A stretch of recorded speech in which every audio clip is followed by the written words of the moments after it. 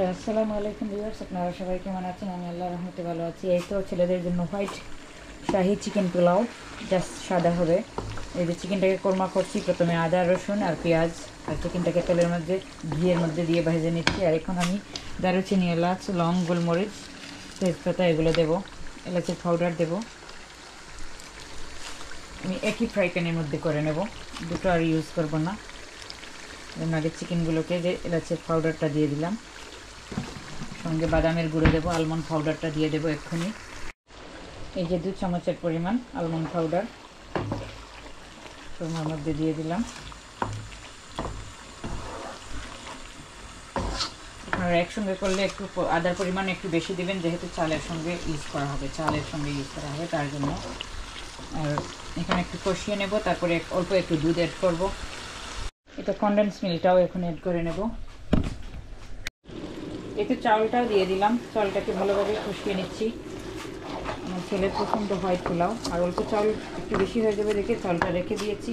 সেটা দিয়ে আমি গুড় দিয়ে জর্দা মেক করে নেব চালের জন্য।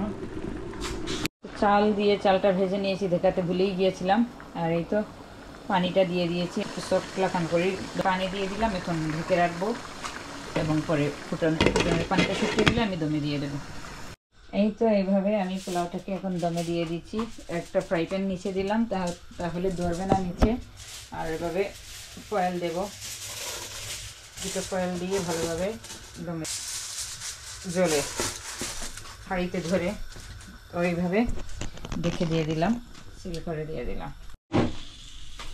এই তো 15 মিনিট হয়ে গেছে। এই যে দেখেন উপরে পানি ধরে গেছে, আগুনটা বন্ধ করে দিয়েছি আমি।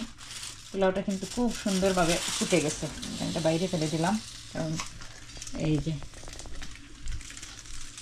এই তো আমার পোলাওটা হয়ে গেছে। এটাকে এভাবে রেখে দেবো ঢেকে।